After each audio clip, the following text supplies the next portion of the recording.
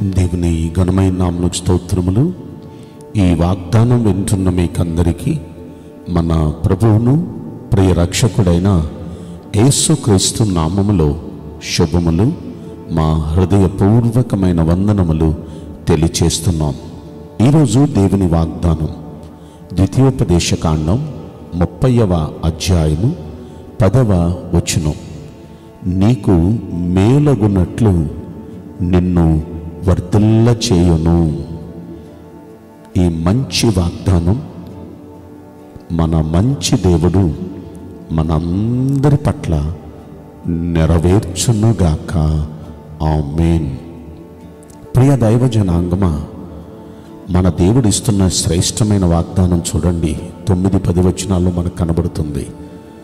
నీ దేవుడైన యెహోవా నీ చేతి పనులన్నిటి విషయంలోనూ, నీ గర్భఫల విషయంలోనూ, నీ పశువుల విషయంలోనూ, నీ భూమి పంట విషయంలోనూ నీకు మేలగునట్లు నిన్ను వర్ధిల్ల చేయును.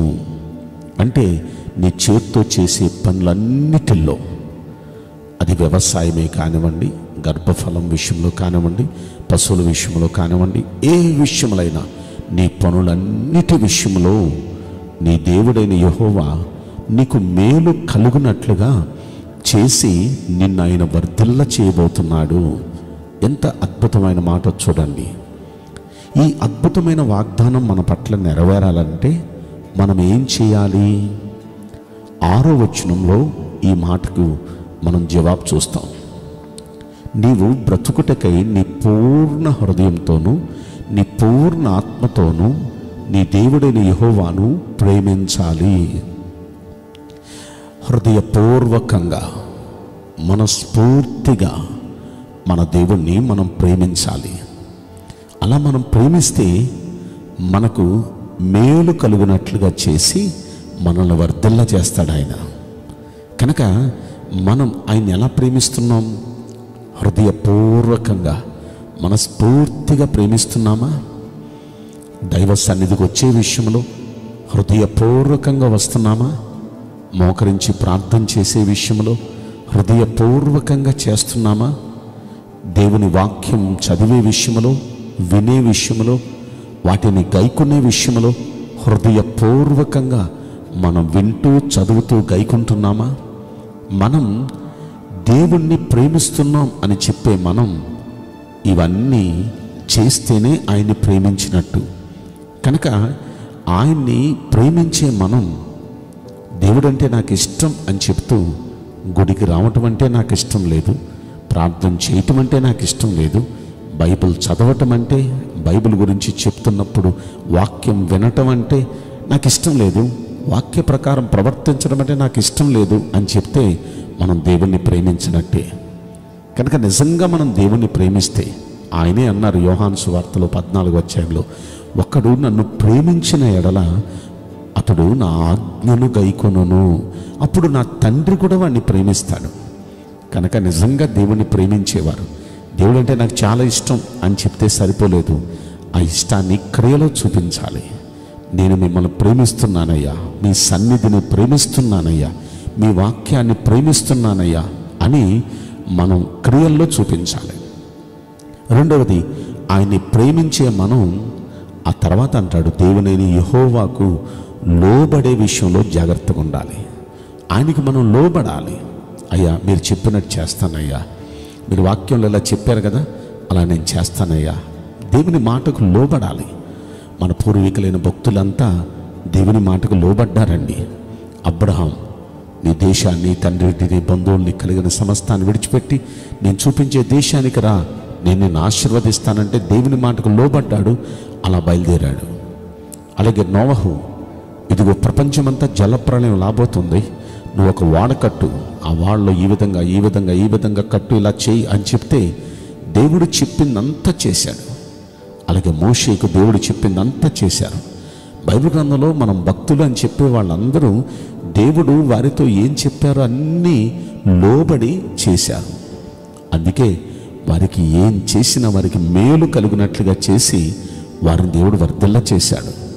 ఈ రోజున మనకు కూడా మేలు కలుగునట్లుగా చేసి మనల్ని దేవుడు వర్ధిల్ల చేయాలంటే మనం ఆయన మాటకు లోబడేవారిగా, అలా చేసేవారిగా మనం ఉండాలి.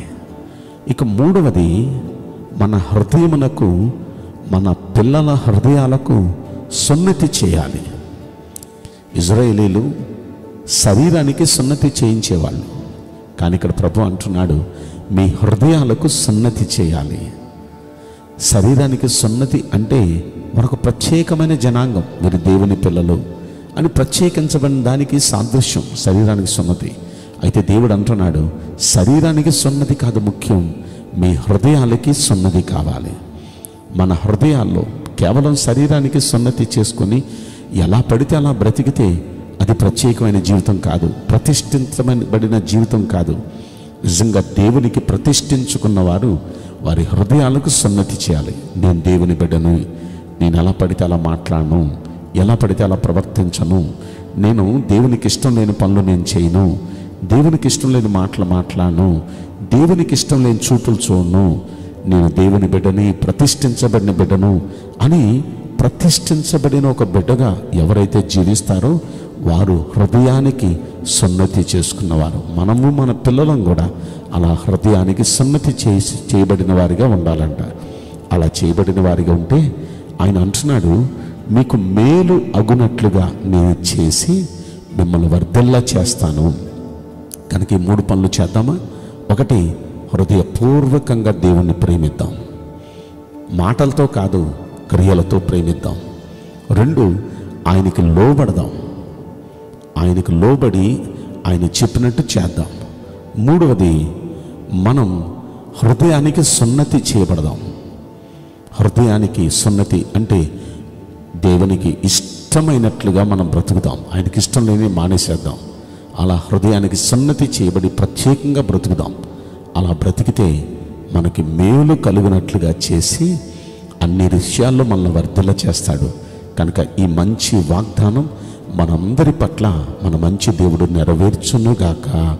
ఆమేన్. నేను మీకోసం ప్రార్థన చేయబోతున్నాను.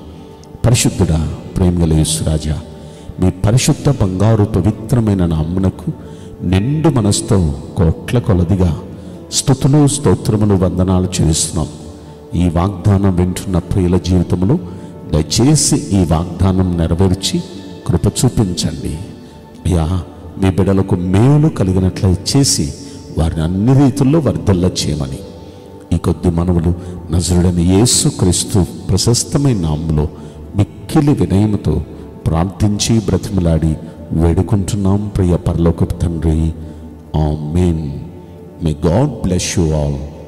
Thank you.